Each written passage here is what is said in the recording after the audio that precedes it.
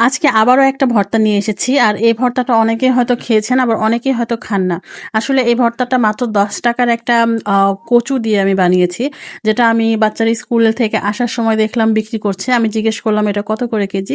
তো বলল ৳৩০ কেজি। তো আমি ১ পিস মাত্র নিয়েছি। আর এই ১ পিস কিন্তু মাত্র ৳১০ নিয়েছে।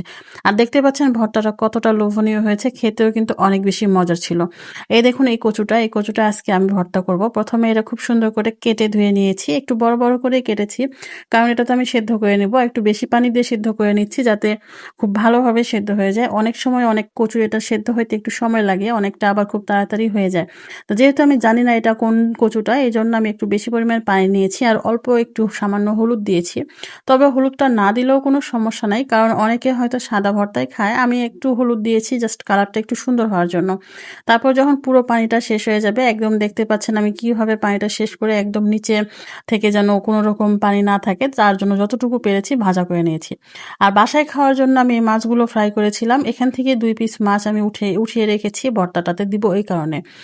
আর এই ভর্তাটাতে যেকোনো মাছ দিলেও হবে বা মাছ না দিলেও হবে। আমি এই মাছটা দিয়েছি, এটা দেওয়াতে কিন্তু ইলিশ মাছের একটা ফ্লেভার এসেছিল। এই মাছটা অনেকটা ইলিশ মাছের মতো হয়।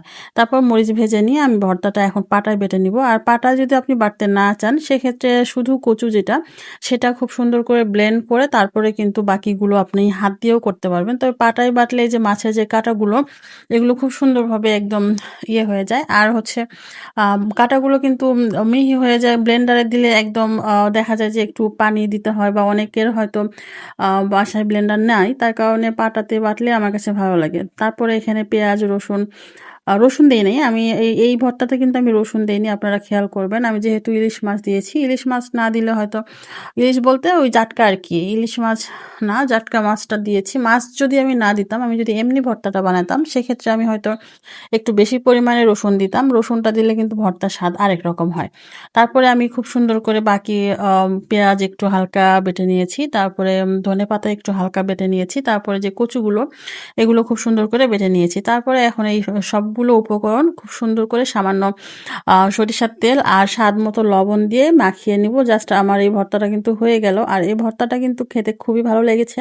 আমি যেহেতু এই মাছটা দিয়ে ১ম বার করেছি, আগে আমি এমনিই করেছিলাম বা অনেক সময় দেখা যায় যে ইলিশ মাছের মাথা থাকলেও এটা দিয়ে করা যায়।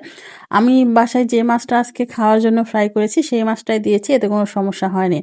আর এই ভর্তাতে কিন্তু অবশ্যই ঝালের পরিমাণটা একটু বেশি দিতে হবে যেহেতু কচু। তবে এই কচুটা একটু আমাদের মুখ ধরে নাই। তবে সন্দেহ মনে হলে একটু সামান্য লেবু চিপে দিয়ে দিলেই হবে।